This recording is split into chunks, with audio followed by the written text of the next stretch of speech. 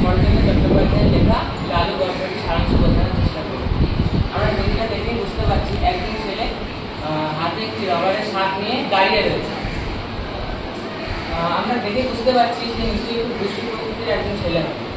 আসলে এই গল্পতে এমন এক ছেলের গল্পের কথা আমরা জানতে পারি, তার নাম হলো লালু। তার মাথায় সবসময় লোককে জব্দ করা এবং নাকাল করার নানা কৌশল ঘুরে বেড়ায়। আমরা এই ছবিটিতে দেখতে পাচ্ছি লালু একটি রবারের শাঁখ নিয়ে দাঁড়িয়ে রয়েছে। এরপরে কি করবে? সেই রবারের শাঁখটি দিয়ে তার মাকে ভয় দেখায়। এই ঘটনাটি ঘটার পরে তার মা খুব ভয় পেয়ে যাবে এবং লালুর উপরে তার প্রচন্ড রাগ হবে। তার এই রাগের কারণে সে লালুকে জব্দ করার জন্য তার বাবার কাছে গিয়ে এই কথাটি জানায়। এরপর তার বাবা বলে যে লালু যেবার স্কুলে পরীক্ষাতে প্রথম হবে না, সেবার থেকে তার একজন গৃহশিক্ষকের ব্যবস্থা করে দেওয়া হবে। এর ফলে লালুর দুষ্টুমি কোনোভাবে যদি কন্ট্রোল করা যায়। এরপর আমরা দেখতে পাবো যে লালু বাবার তার সমস্ত কথা শুনতে পায় এবং সে দুঃখিত হয়ে পড়ে, কারণ সে জানে যদি তার বাড়িতে গৃহশিক্ষক আসা শুরু করে তবে তার এই দুষ্টুমি করার আর কোনো উপায় থাকবে না। এরপর আমরা দেখি যে লালুদের যে পুরোনো বাড়িটি রয়েছে সেটা থেকে তার বাবা একটি নতুন তিনতলা বাড়ি তৈরি করে এবং লালুর মা নন্দরানী ভাবেন যে যেহেতু তাদের নতুন বাড়ি হয়েছে তার গুরুদেবকে এই বাড়িতে নিমন্ত্রণ করা ভালো হবে এবং তার পায়ের ধুলি যদি তিনি এই বাড়িতে দিয়ে যান তবে এই বাড়িটি পবিত্র হয়ে উঠবে। তাই তিনি তার গুরুদেবকে এই কথাটি জানান। তার গুরুদেব এই কথাটি জানাতে তাকে একটি চিঠি লিখে জানায় যে সে তাদের বাড়িতে আসবে এবং কিছুদিনের জন্য থাকবে এবং তার পায়ের ধুলি দিয়ে যাবে। এই চিঠিটা দিয়েছিলেন নন্দরানীকে এটা জানানোর জন্য।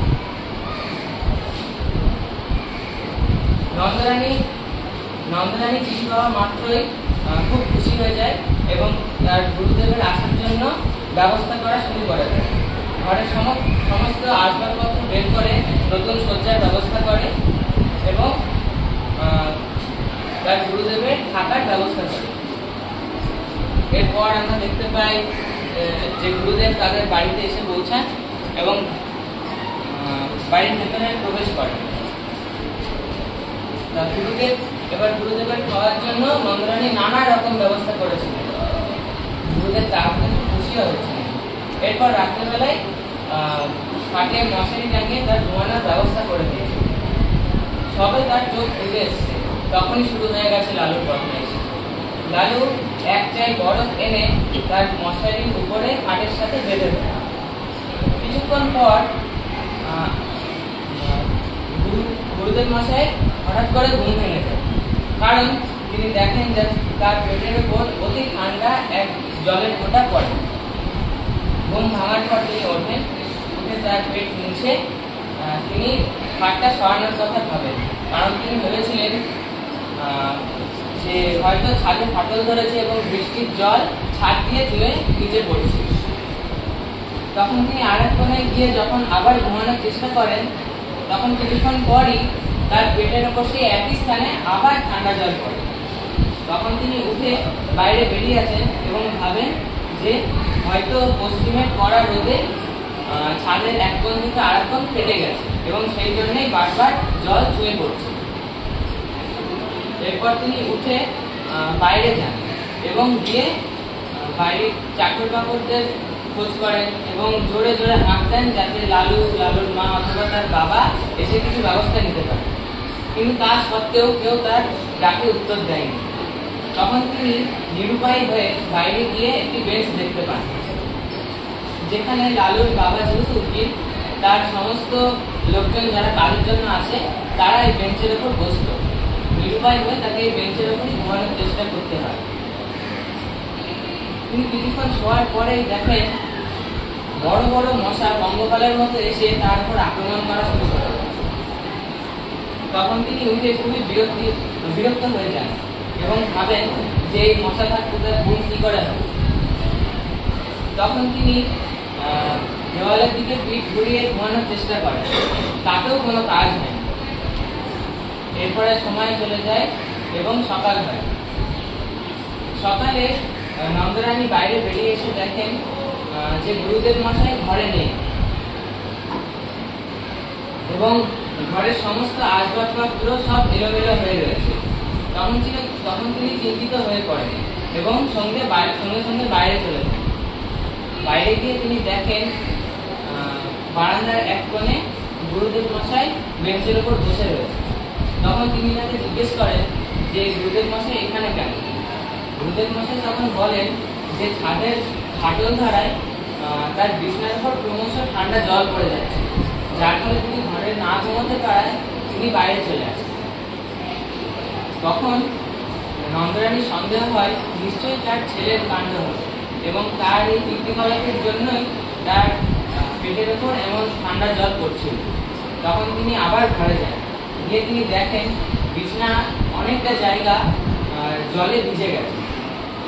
তখন তিনি উপরে তাকান এবং দেখতে পান মশারির উপরে এক জায়গায় বড় কাপড়ের মধ্যে বেঁধে রাখা আছে, যার থেকে ক্রমশ ঠান্ডা জল পড়ছিল এবং তার মধ্যে তার বরফটি তখনও পুরোপুরি গলে। তখন তিনি বুঝতে পারেন যে এটি নিশ্চয়ই লালুর কোনো কাণ্ড হবে। তখন তা দেখে তিনি খুবই রেগে যান এবং লালুর খোঁজ করা শুরু করে দেন। বাইরে গিয়ে চাকর বাকরদেরকে জিজ্ঞেস করেন তারা কোথাও লালুকে দেখেছে কিনা। তারা বলে যে লালু বাড়িতে নেই।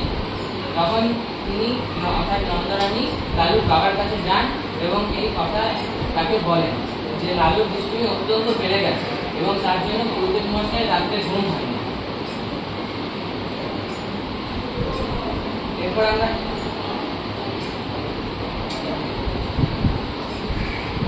এরপর আমরা দেখতে পাই যে লালু কি কি কাণ্ড করেছিল। সে প্রথমত গিয়ে এক সাইড বরফ মশাইয়ের উপর বেঁধে দিয়েছিল, যার ফলে গুরুদেব মশাইয়ের পেটের উপর ঠান্ডা জল পড়ায় তার ঘুম হয়নি। যখন গুরুদেব মশাই জানতে পারেন যে লালুর এই কীর্তিকলাপের জন্য তার রাত্রিবেলা এমন অবস্থা হয়েছিল, তখন তিনি হো হো করে হেসে উঠেছিলেন। এরপর লালু, নন্দরানী এবং বাড়ির চাকর বাকর লালুর খোঁজ করা শুরু করে। তখন আমরা জানতে পারি এবং চাকররা বলে যে লালু বাড়িতে নেই এবং তার মাসির বাড়ি গিয়েছে। এরপর যেহেতু বাড়িতে গেলেই লালুর মা তাকে শাসন করার চেষ্টা করবে এবং বকাঝকা করবে, সেই জন্য লালু তার পরের কয়েকদিন বাড়িতে যায়।